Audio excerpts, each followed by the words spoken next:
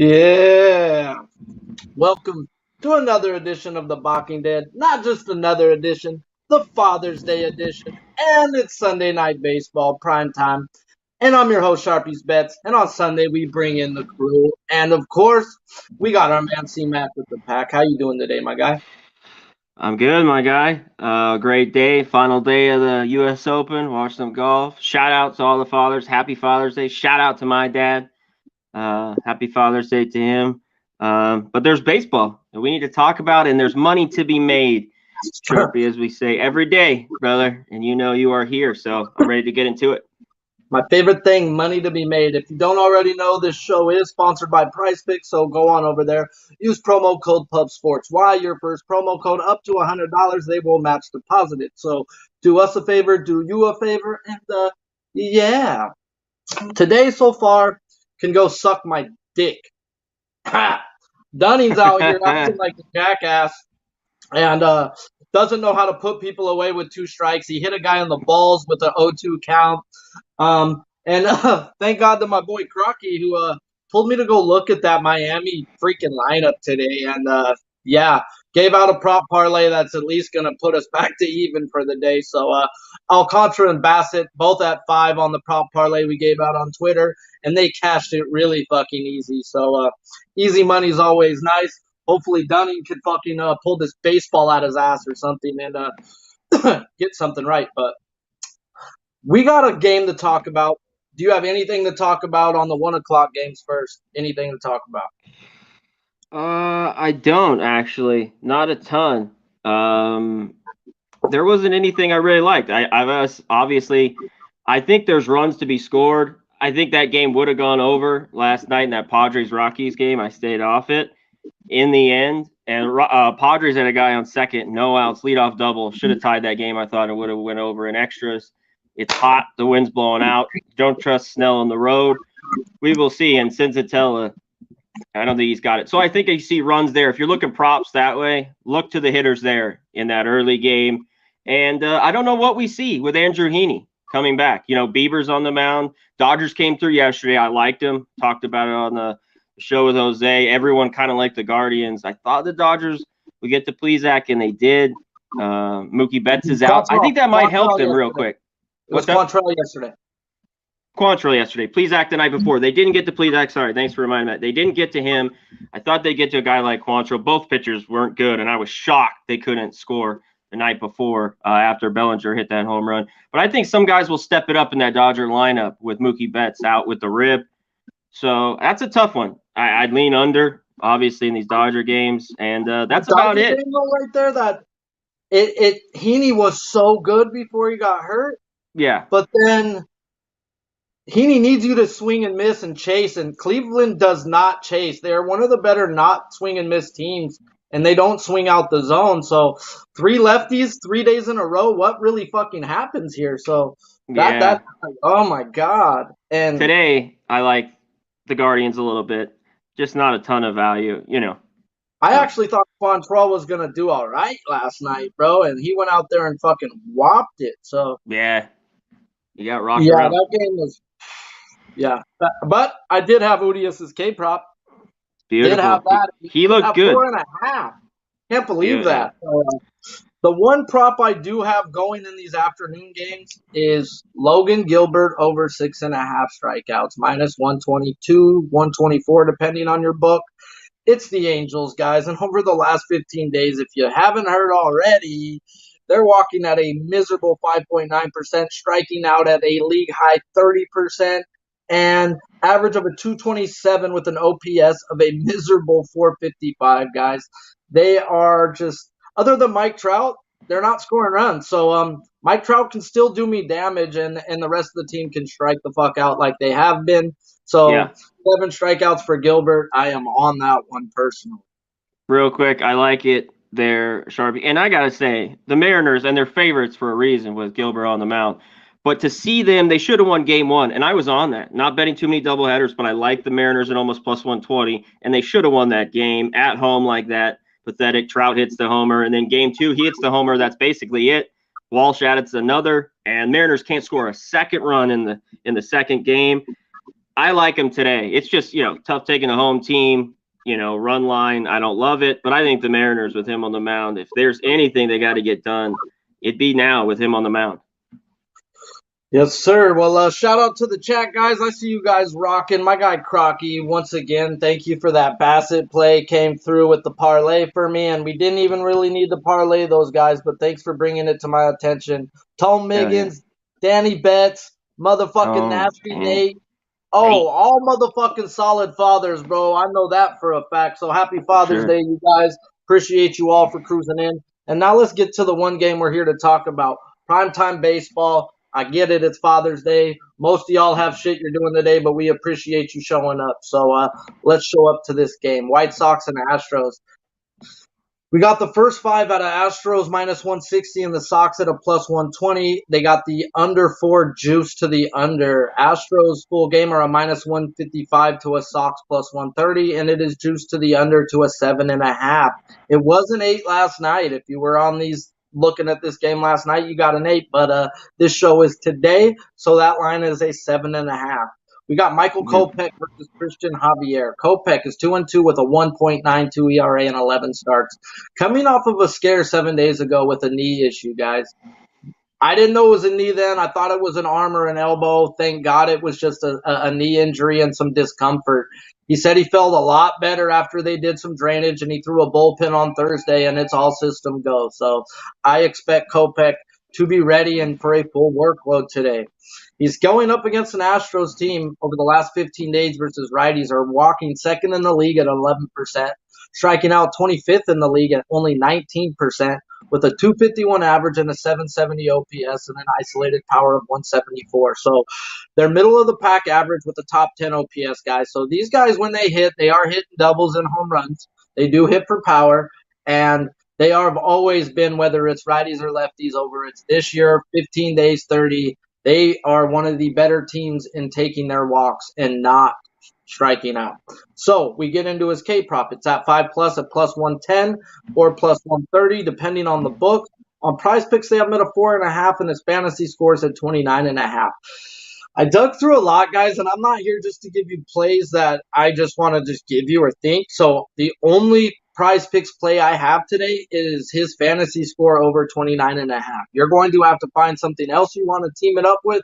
I've put it with some other plays from other games and some WNBA that my homie Trey be giving me. So, I'm not here just to give you plays I'm not playing. So maybe Connor will tell you another play or two on that when we get to that, but we'll talk about that when we get into fantasy score. I expect him to go out and deal and to do what Kopech has done all year, other than one game versus the Toronto Blue Jays that were raking the ball at the time. He has held down teams like the Dodgers, the Yankees on back-to-back. Just this guy's been a monster all year. He's not afraid of this team, and this team really isn't nothing too much to write home about. So I expect fucking Michael Kopech to be Michael Kopech. We'll talk about his K-prop more when we get into the prop part of this, but let's talk about Christian Javier. 3-3 with a 3.2 ERA. 4 of his last 5 games, he's given up 2 earned runs or less. He has a home ERA of 1.95 and a road of 4.63. He does average 1 more strikeout per 9 at home than he does on the road. The only time he's faced the only time he's faced these White Sox was in the playoffs last year. He went 2.2 innings, 0 hits, and he had 6 strikeouts. Prize Picks had him at 5.5 this morning, and I smacked it, guys. They moved it to a 6. 5.5 is minus 260. And I was like, oh my God. And they had that out there for like 2 hours. And I probably should have threw it out on Twitter, but I was stoned and looking at other strikeout props and stuff. But definitely the 5.5 was dumb. We're now going to look at these White Sox. Over the last 15 days, they're walking 26th in the league, 6%. They're not striking out, though, 21.6% with a 271 average and a 712 OPS and an isolated power of 107. So other than last night when they decided to fuck me in my eye hole when I ran a Verlander K-prop, they haven't been hitting righties, guys. So have they woken up? Have they started seeing righties? And that's what I was getting at when me and Connor were talking about with the Dodgers is that's 2 games in a row where our bats have woken up if this team gets to hitting, and over the last 10 days they weren't, they scored 3 runs or less for 10 straight days. If the Dodgers get to hitting as a team, oh boy, and same with these White Sox guys. It's like, when are they going to start hitting? And is last night a fucking kickoff to what's to come? I don't know. I tend to think good pitching beats good hitting. We're at Sunday Night Baseball where it does play to the under. And they put his K prop at 7 plus at plus 110. They moved it to a 6 on Prize Picks. And his fantasy score is at 34.5. Both bullpens drastic difference. Over the last 30 days, the Astros are number 2 in the league with a 2.14, and the White Sox are 23rd in the league with a 4.69. I don't think we're going to be running into the major parts of the White Sox problems today. I think Kopech goes a solid 6-7 innings and turns it over to the better parts of the bullpen that the White Sox have in their 8th and 9th guys. So I think this is a close game. This may go into extras. This is going to be a battle of good pitching. And yeah, what do you got on this, sides and totals wise, if you got a bet? And I'll tell you what I got. Yeah. Let's break it down. You talked about Kopech. He's been phenomenal all year. You thought it might have been an elbow or a shoulder. It's just his knee. They drained it. He said he woke up and it was fine, but then they drained it. And he felt even better throwing a bullpen session, going through that. So he seems like a go, because I always freak out after these guys. And he really wasn't on the IL, but just missed a start, or actually he started a couple innings. He gets taken out against the Dodgers, and he's ready to go back. Feels fine. Javier, you already mentioned it. He's been phenomenal at home. I mean, he's had 2 bad starts, both on the road, I believe. Was it at Seattle? He gave up 5, and then he had a horrible start against the Nats when I was looking up earlier. He gave up 7 earned runs. So other than that, been really good at home. One thing Kopech's done, even on the road, he does walk guys. He's been able to get out of jams consistently because he's got that nasty shit. He throws gas. He's got that great slider. So as long as he doesn't give up the long ball here with a few guys on with this Astros team, I think it's good. I only like the under in this game. The only one thing is the Astros. I know you like the White Sox. I think there's great value here. I think the Astros get a few runs, though, today after putting up a goose egg. I might get to Kopech, but he's been so good. And my play is the under. The one thing about, I'll get to just what we're going to talk about. The Astros, the money's too, unless you want to go first 5 minus a half Astros, cut down that 150. I think you get minus 110 right around there. The first 4 under 4, I don't blame you. If you don't mind minus 120, I've been looking around the 7.5 full game. You talked about the Astro bullpen. I think you get to that. And as long as Kopech, if he can go 6, you don't got to worry about the middle of the bullpen like you meant. Just get to the back end. So you could split it. First 5 under 4, minus 120, and the 7.5. I found 115. Now I could find cheaper than that. I think I can get down to minus 110 with the 7.5. So I just don't know if I want to split it here. So, but I'm on the under if we're talking sides and totals here. Yeah. So yeah, I know this is the best thing about having 2 people on, guys, which is great. Is I'm on the other side of this. I think Kopech goes out and deals. And I think I'm on the White Sox first 5 at plus 120 myself. That's the one bet I do have in this game, and I just think Javier's been a beast. I definitely lean the under. I haven't bet the under. I did miss the 8 last night, and it is at a 7.5 now. But there's even 7, Sharpie. I mean, at even money at some spots. I may be too picking it. White Sox in the under later on, depending on how the day goes. Right now, it's 1-1 on these K props because Dunning shit the bed, and at least the parlay came through. So let's go, Gilbert, and get me some fucking monies so I can fuck around the night too. But I do have a bet on the White Sox first 5 at plus 120, and we're gonna get into the props of this. Do you got anything you're looking at Prize Picks or prop wise? I don't have anything Prize Picks, and you talked about it. I think this is an under. I'm not going crazy on hitter props. 2 guys I think that are decent. You always mention Altuve, at plus 450. His jack's worth a look. Tucker's 2 for 3, the only guy with kind of success, moderate success off Kopech. His jack's plus 350. Maybe look to his over 1.5 bases. But the guy I want to look at, he's been struggling, and he got it done for me the other day, is Bregman. He is 2 for 2 off him, and he's plus 450. If you look at his homer, and his over 1.5 bases plus 145. That's it. I'd be on Bregman. His 1.5 bases. The other guy for the White Sox who's been heating up, the big man, Abreu, over 1.5 bases is plus 125. I just think it's an under. I wouldn't go crazy if you love the offensive things here, but those are the guys middle of the lineup that could get a big double or big home run that cashes you in tonight. Yeah, dude, it's hard to pick props, especially when you think the game goes under or you think Yeah. it's gonna be good pitching. And I hear it. The only Keep play it I got light. for God's picks is Kopech over 29.5. Like I said, I am on the Sox first five, so why wouldn't I be on his fantasy score? So it goes with in Yeah. line where I think the guy goes out and pitches a quality start. And yeah, the guy's been a beast all year, and why not keep the train going? I keep staring at his K prop, and I know my guy Croc is probably on it or wants to be or wants me to be on it, but I can't chase. Do I think he gets 5 strikeouts tonight? Yes, but thinking doesn't pay my bills.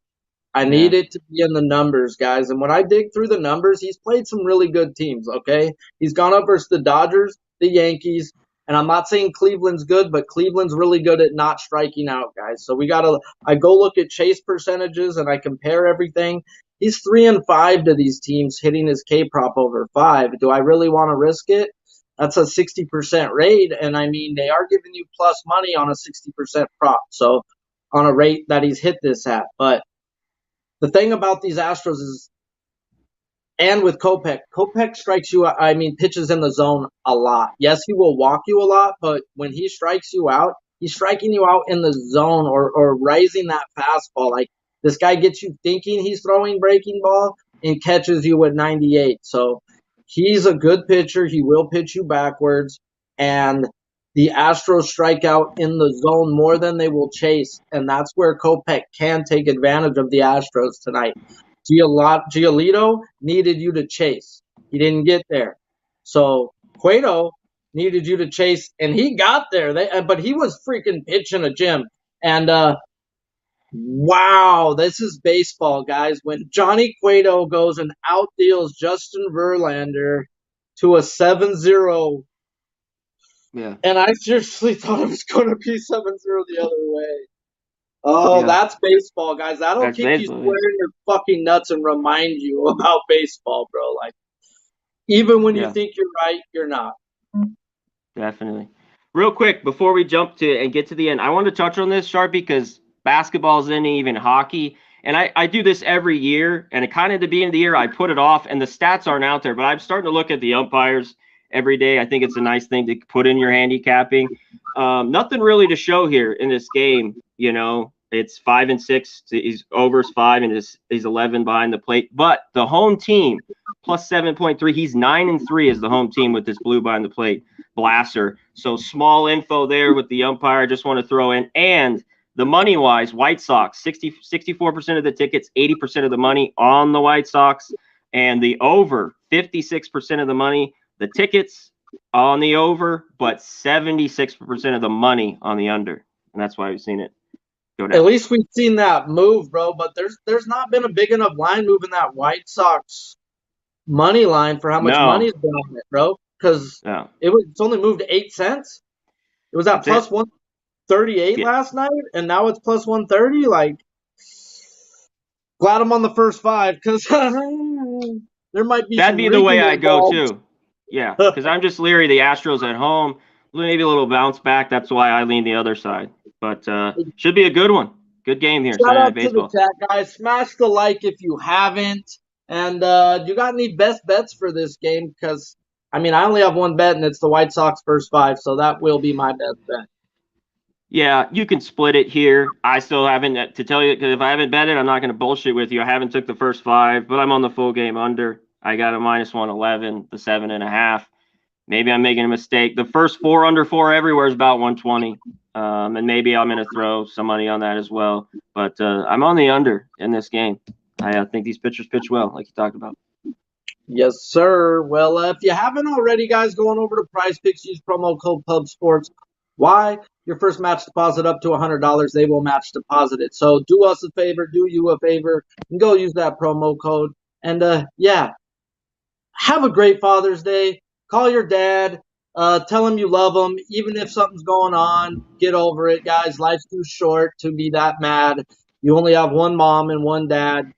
Tell him you love him, even if you don't. Make him smile for the day. Anything else to say, Connor? No, you nailed it. Yeah, give your dad a call. Say happy All right, Father's Day, guys. man. It's been a good one. Thank you all for tuning in. I know you have shit to do. Stay blessed. And let's go cash us some Gilbert today, please. Fucking Hell God. yeah.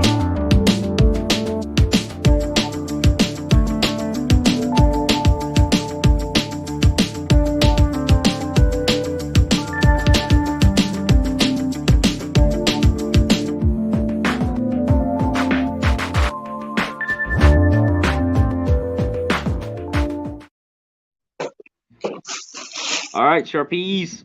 Is McElroy coming on like a wild goose, or what's going on? I haven't watched it the last 30 minutes. Me Hold neither. on. Because I I was need just doing Rom. some. I need Rom. Scheffler is 3 under through 4 holes. He's 5 under. Oh, fuck. He's got the lead. Fitzpatrick's 4. Rom's even at 3. Zalatoris is +1 at 3.